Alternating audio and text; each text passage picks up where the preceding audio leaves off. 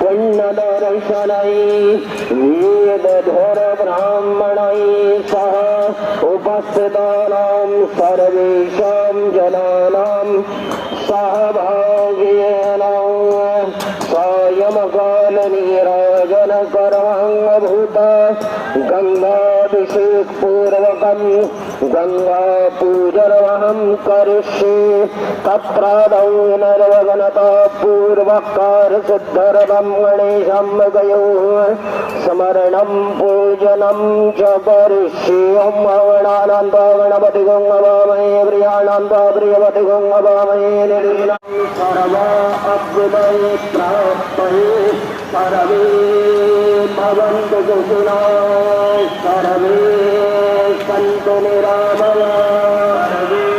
भद्राणि पश्यन्तु मा कश्चित्